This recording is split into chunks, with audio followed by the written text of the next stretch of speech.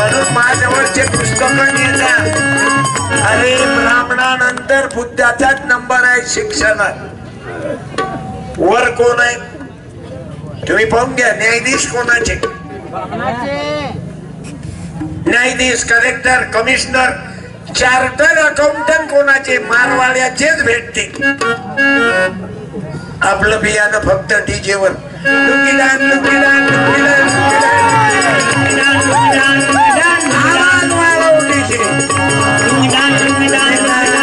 आपली माय काढे ना तो पैसे तर कमावतो ना. आवाज वाढव डीजे परत द्या माताला देवाळू हे नाचतात.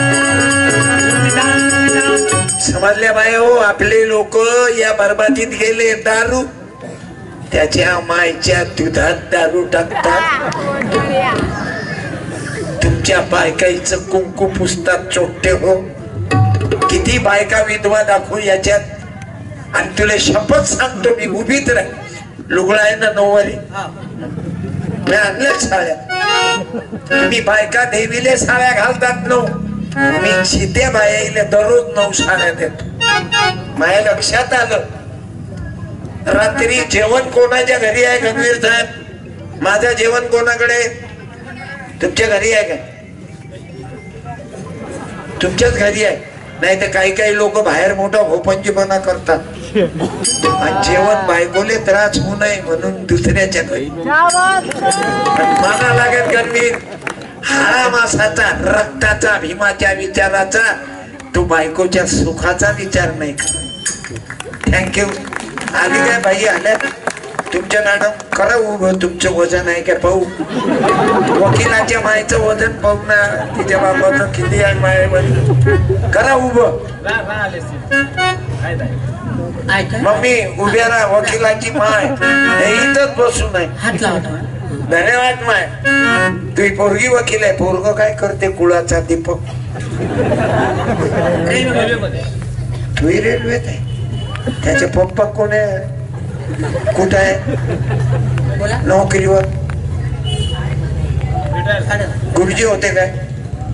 टीचर, पिऊन. पिऊनची पोरगी वकील आणि एक रेल्वेत साहेब. तो पोरगा. दोनच आहेत ना देवाच्या कृपेने.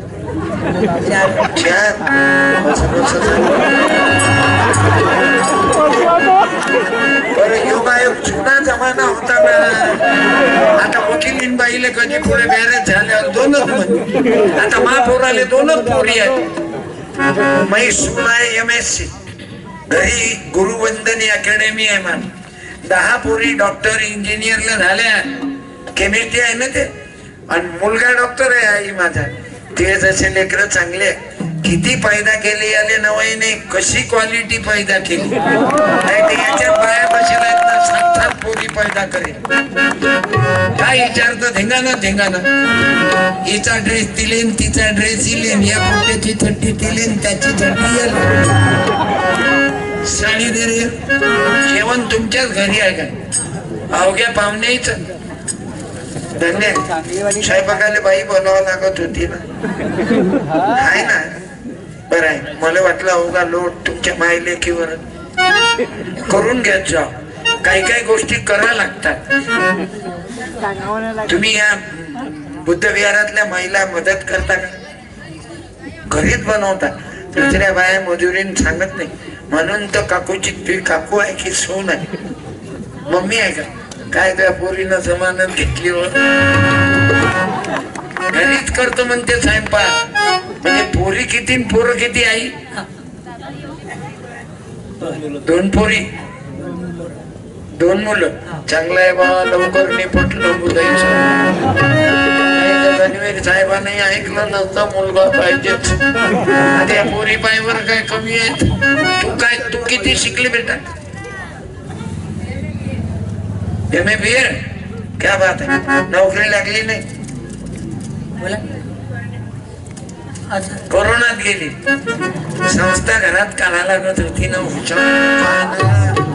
बाप अध्यक्ष, तू उपाध्यक्ष, तुझी पोरगी सचिव. संस्था खानदानी. आई अरे हो परत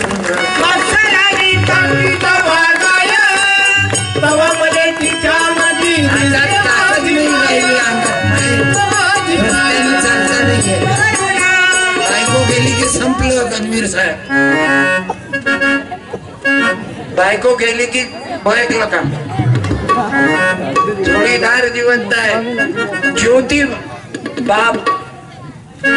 बाबा साहेबाची जोडीदार गेलती ना रमाई, म्हणून रडले ढसा ढसा. रमाई तुही साथ सोडून दिली मला, मोठं कठीण आहे.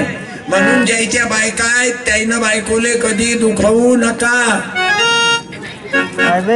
ज्याची बायको घरी नशील तिले माफी मागा आणि तिले उद्या बोलावून घ्या. तुम्हाला भीमाची शपथ आहे, तुम्हाला सावित्रीची शपथ आहे. ज्याची बायको घरी नशील वांदेरासारखं टुकू टुकू किती दिवस पाहिजे. त्या बन्सलवाल्याच्या त्या साडीवाली बाई दिसली तर त्या फोटोलेच पाहत राहते. बन्सल साडी दुकान शेप एक पे एक.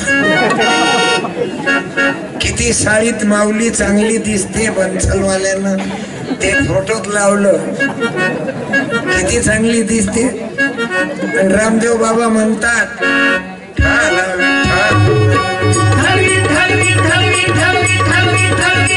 हलकट आहे महाराज. लोक किती हलकट आहेत. काल बोलता बोलता त्याच्या तोंडातून बाण निघाला आणि बाया ड्रेसवरही चांगल्या दिसतात.